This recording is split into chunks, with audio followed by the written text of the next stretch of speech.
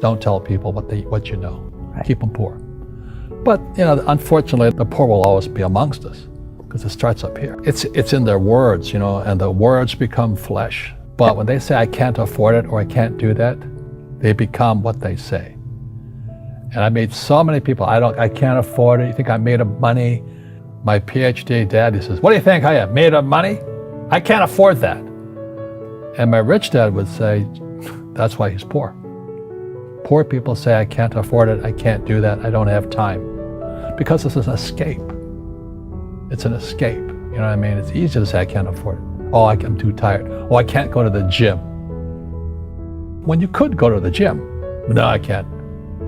Truth is, I'm just too lazy to go to the gym. A question opens the mind, a statement closes the mind. See, when you say, I can't afford it, your mind shuts down and you become what you say. But the thing is that we become creatures of our own habits. And until we break the habit, we don't change. Poverty is passed on. It's taught in your families. And middle class is taught in families. And so the people right now who are sitting at home, who are struggling financially or worried about money or unhappy, they may be making a lot of money, but unhappy with what they're doing, it was probably taught to you. Your superego was taught, get a job, work hard, or you'll never be rich, or the rich are evil, or whatever. If you're poor, you'll always be poor. Just like most pro athletes, they make millions of dollars, and 65% are bankrupt 5 years later. It's because they come from poor families. Now you tell them that, they get very angry at you. It's the rich fault. It's you guys ripped me off, and government ripped me off. But unfortunately, it's passed down genetically. That's the frightening thing. We've got to change what we teach our kids. So I remember raising my hand when I was 9 years old, talking to my fourth grade teacher, and I said, when am I going to learn about money? She says, the love of money is the root of all evil. We don't teach money at school. I said, why not? And she couldn't answer me, and she got very flustered. She says, go ask your father. He's my boss. So my father was the head of education, PhD, all that stuff. I go home and ask him, I said, why don't we learn about money in school? And he looked at me and says, because the government doesn't let us teach that subject. The government tells us what we can teach and what we can't teach.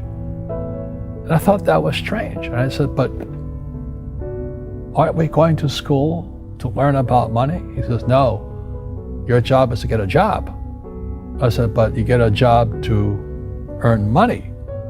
He goes, no, you're supposed to just get a job. I went, no. Isn't the purpose of a job to earn money? He goes, you're correct.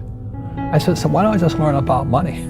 I can skip the job part, And he got flustered and he said, look, if you want to learn about money, why don't you ask your best friend's father about money? So I asked him. He says, because Mike's father is an entrepreneur. And I said, what are you? He says, I'm an employee. I'm a government employee. And I went, oh, what's the difference? He says, the difference is an entrepreneur must know about money, or they're no longer entrepreneurs. And he says, an employee doesn't have to know anything about money, because the government will take care of them, the company will take care of them. Money on one condition. And that condition was he would never pay me.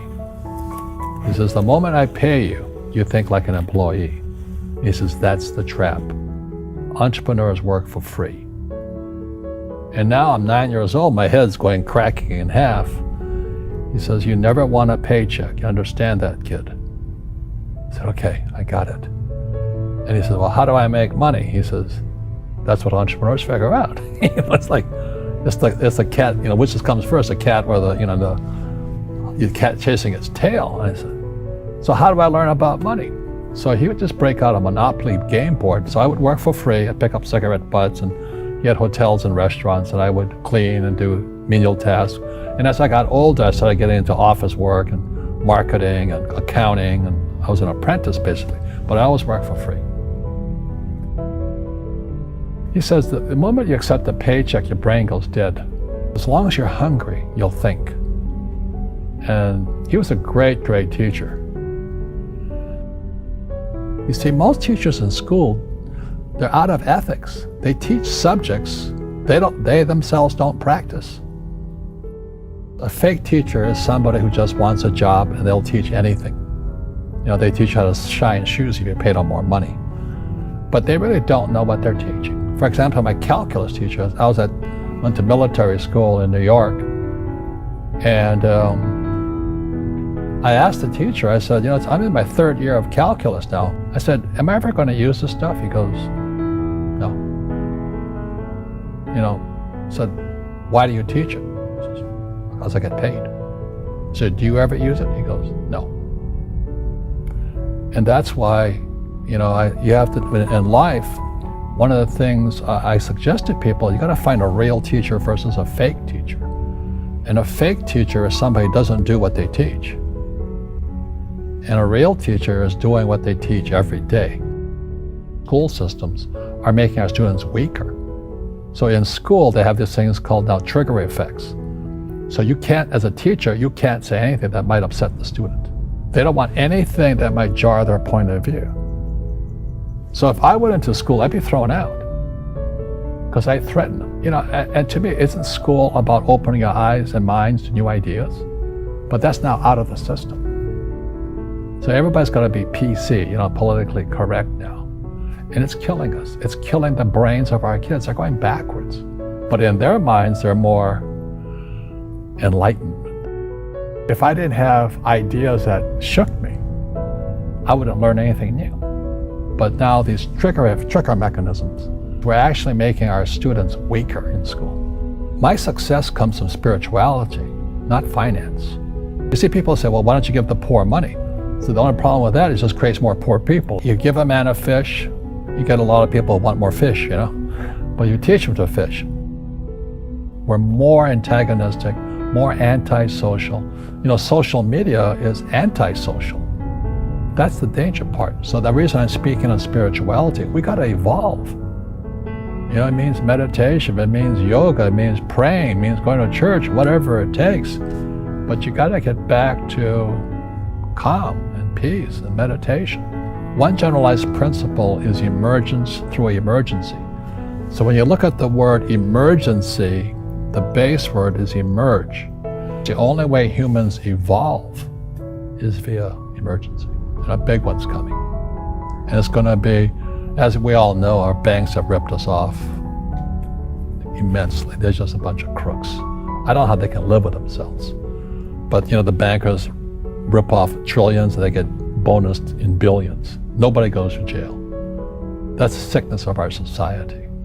So that's why I write about financial education. It's almost like self-defense. It's almost like taking judo against our own government and our own banking systems and Wall Street. People who are afraid of making mistakes, like they teach in school, they don't ever grow. Because spirituality is there's good and there's bad, there's right and there's wrong, there's up and there's down. Most people only want to be right, they only want to be positive. Well, you can't have that, that's not reality. Every time I failed, it was like, good, I said, okay, what have I learned? And the average person, the reason they're poor is they haven't failed. They play it so safe, they haven't made any mistakes like they taught in school. That means they don't learn anything. That's why the school system's actually fundamentally corrupt. It's anti-education. Don't make mistakes and don't ask for help. And if I didn't ask for help, I have my accountants, my attorneys, my bankers and all that. I go into business like a rugby team. Boom, boom, and we kick butt.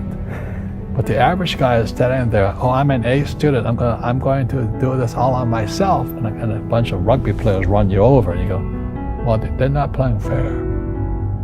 You're playing stupid. You should have a team. You should have accountants, attorneys, and bankers and all that stuff. But that's not the game I want to play. I said, then don't play the game. So what I say to young people is, you find your game.